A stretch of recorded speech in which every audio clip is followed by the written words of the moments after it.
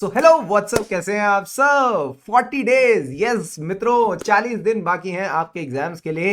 And मैं आपके लिए लेके आ गया हूं 40 डेज प्रिपरेशन स्ट्रेटेजी। तो सबसे पहले वीडियो शुरू करने से पहले मैं एक बड़ा सा डिस्क्लेमर दे दूं। देखो, this is not any short solution. अगर आप सोच रहे हो कि शुभम सर हमको ना एक ऐसा प्लानर दे देंगे कि आज तुमको ये करना है, कल तुमको ये करना है, परसों तुमको ये करना है, तो भूल जाओ, क्योंकि ऐसा कोई एक शॉर्ट प्लानर किसी के लिए हो ही नहीं सकता। हर बच्चे की प्रिपरेशन का अभी यू कैन से फेज अलग चल रहा है, हर किसी की प्रिपरेशन का लेवल अभी आज अलग है। बट हाँ, कुछ ऐसी चीजें हैं जो मुझे लगता है हर बच्चे को ध्यान में रखनी चाहिए अगर वो May 24 का एग्जाम्स क्लियर करना चाहता है। तो these are the things I want all of you to focus on, and this is the 40 days approach that you need to consider. देखो, सबसे पहले मैं आपको सबसे मेन चीज जो बताना चाहूंगा वो क्या है, जो मुझे कहीं ना कहीं डाउट सपोर्ट ले लेके भी समझ आ रही है, वो क्या है sir. Keep the momentum going. आपको अगले 40 दिन में कुछ स्पेशल करने की जरूरत नहीं है। Just stay ordinarily consistent, and वही स्पेशल है। मैं आपको बता दूं ना, हर बच्चा जनवरी, फरवरी, कई सारे तो दिसंबर से भी पढ़ते जा रहे हैं। क्या आपको लगता है आज की डेट में कंसिस्टेंटली आगे बढ़ना आसान है? Do you think it is possible to consistently keep going on? The answer is it is very tough. कहीं ना कहीं ये किसी के लिए भी आसान नहीं होगा। यही तो पॉइंट है जो मैं आपको बताना चाहता हूं। जब सबके लिए आसान नहीं है, जब सबके लिए टफ है, तो अगर हम कर गए तो क्या हम जीत सकते हैं?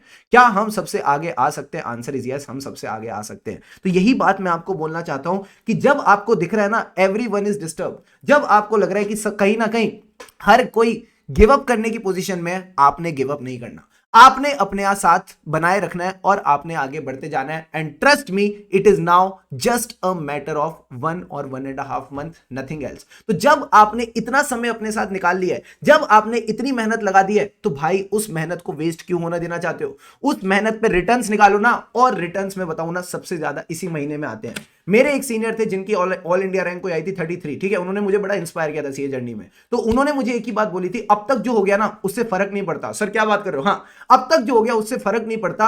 अब जो अपने घोड़े दौड़ा लेगा, सुनना मेरी बात, ये उन्हीं की लाइन थी, अब जो अपने घोड़े दौड़ा लेगा वही रेस जीत जाएगा। तो घोड़े दौड़ाने वाले कौन होंगे?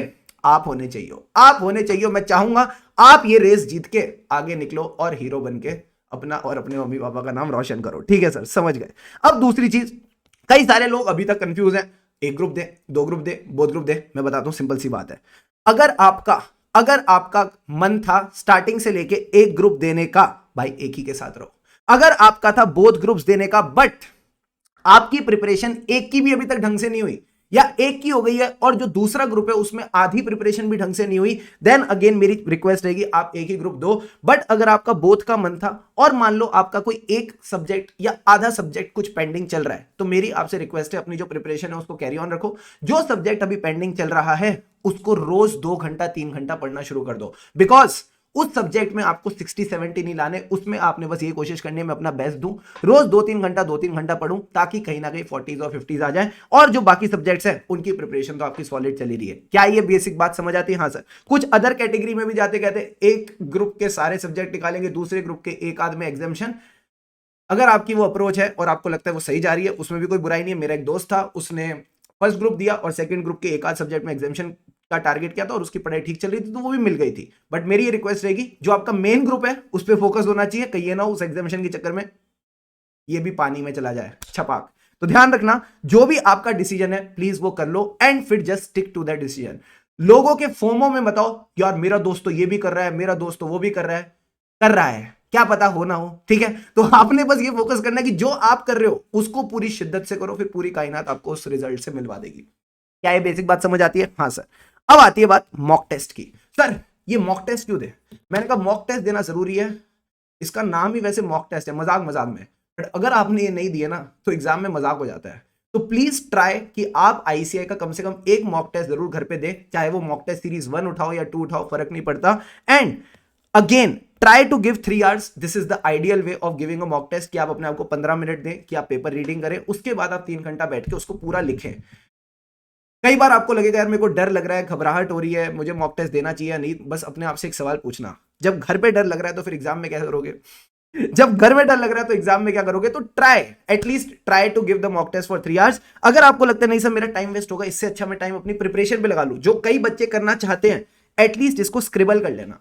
स्क्रिबल का क्या मतलब है, ये देख लेना कि आपको वो बातें आती हैं या नहीं, क्योंकि कई सारी ऐसी चीजें हो सकती है जो शायद आपको ना आती हो। आपको लगता हो कि यार ये कॉन्सेप्ट मेरे को अभी नहीं आ रहा, तो मैं एक बार सीख लेता हूं, क्या पता वही कॉन्सेप्ट आपके एग्जाम में रिपीट हो जाए तो आपको कहीं ना कहीं फायदा हो जाए। तो I am not saying mock test नहीं दिया तो क्लियर नहीं होगा, ऐसा नहीं होता, but again it is preferable कि आपको मॉक टेस्ट देना चाहिए। क्या ये बात समझ आती है? हाँ सर, क्योंकि कई सारे ऐसे बच्चे हैं जो आपको बोलेंगे मैं तो बिना मॉक टेस्ट दिए क्लियर कर लिया, और जो मॉक टेस्ट देता है वो तो डेफिनेटली बोलेगा मैंने क्लियर कर लिया। तो मेरी बस आपसे एक रिक्वेस्ट है कि आपको देना चाहिए। अगेन मेरे कोई टेस्ट सीरीज नहीं है जो मैं यहाँ पे सेल कर रहा हूँ, आईसीआई का मॉक टेस्ट है भाई, चुपचाप दो, फ्री का टेस्ट है, घर बैठे पता चल जाता है कि किस लेवल पे प्रिपरेशन चल रही है। ठीक है, ठीक है सर, और कुछ ना कुछ सीखने को ही मिलता है, दैट्स इट। अब सर बात आती है सेल्फ स्टडी की। जितना हो सके, अगेन रिक्वेस्ट ही कर सकता हूँ, मानो या ना मानो अब आपके ऊपर है, try to do as much as possible self study.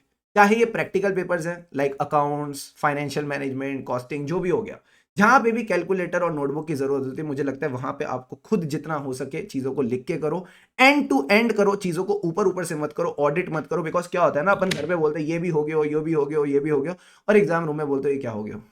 तो वो नहीं करना, हमको जितना हो सके क्वेश्चंस को एंड टू एंड सॉल्व करना है। सर क्या इस रिवीजन में भी एंड टू एंड सॉल्व करना है? मैंने कहा हाँ करना है, तभी जाके आपका वो कॉन्फिडेंस वो एग्जाम डेट तक बना रहेगा। क्योंकि एग्जाम में मोस्टली बच्चों की यही कंप्लेंट होती है, सर हमारे ना एग्जाम में हाथ नहीं चल रहे थे, हमको सब चीजें आ रही थी बट हम पूरा क्वेश्चन नहीं कर पा रहे थे। तो मैं आपको यही चाहूंगा कि जितना हो सके चीजों को प्रैक्टिस करो, बिकॉज अभी भी जब आप प्रैक्टिस करोगे तो आपको वो कॉन्फिडेंस आता रहेगा।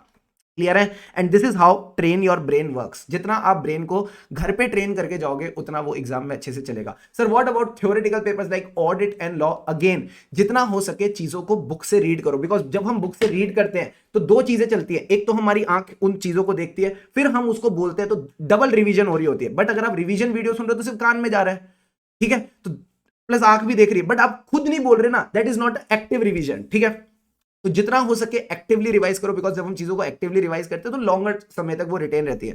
बट कई बार ऐसा होता होगा, सपोज जैसे आप ऑडिट में फ्लो भूल गए, तो अगर आपको वो फ्लो नहीं याद आ रहा कि यार आपने ना सर ये चीज कैसे कवर करवाई थी, और वो आपको अपने नोट्स देख के भी समझ नहीं आ रहा, तो दो तरीके हैं, या तो रिवीजन वीडियो रेफर कर लो, या आप मेरे से डाउट्स अबाउट में पूछ सकते हो, ऑलवेज देयर फॉर यू। क्या ये बात समझ आती है? हाँ, बट अगेन जितना हो सके आपने सेल्फ स्टडी करके चलनी है। Are you ready? Yes sir. Now one, और you can say last and the most important thing, stay positive. As you know, सबसे आसान चीज इस दुनिया में क्या है सर? नेगेटिव फील करना। मैं आपको 50, 100, 1000 चीजें गिनवा सकता हूं जिससे आप सुनते ही आप अभी गिव अप कर दोगे, but you know what, there should be just one thing that should keep you going, and that is the satisfaction of not giving up. जब हमने इतनी मेहनत कर ली है, जब हम यहां तक आ गए हैं, हम क्यों ना वो टॉप 10%, 15%, 20% जो आईसीआई की इच्छा रही उसका पार्ट बन जाए।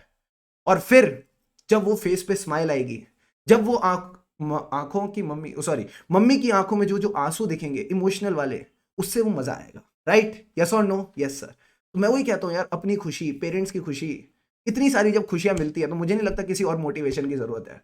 बस लगे रहो, एकदम शिद्दत से लगे रहो, and just have this comfort. कई बार ना हम घबरा जाते हैं, कैसे होगा कैसे होगा, अरे कैसे नहीं होगा यार, 40 और 50 ही तो लाने हैं। इतने घंटों आपने क्लासेस करी, क्लासेस के साथ इतने होमवर्क्स करे, होमवर्क के बाद फिर रिवीजन करी, उसके बाद इतनी प्रैक्टिस करी, उसके बाद भी 40-50 नहीं ला पाओगे क्या? लाएंगे सर। यही कॉन्फिडेंस मुझे आपकी तरफ से चाहिए। ठीक है, so just have this comfort कि सर 40-50 तो ले आएंगे, and then just give your best. हो सकता है उन पेपर्स में एग्जामिशन भी आ जाए, और क्या पता ईश्वर की मेहर रही तो रैंक भी आ जाए। Just stay positive, give your best, and trust me, you will get the best of the results. इसी अप्रोच के साथ बस आपने इन 40 डेज में बढ़ते जाना है, रुकना नहीं है, थमना नहीं है, लगे रहना है, और हाँ, फेस पे स्माइल रखनी है, क्योंकि खुशी से पढ़ेंगे तभी आगे बढ़ेंगे, और इस बार May 24 एग्जाम्स में रॉक करेंगे। लगे रहो।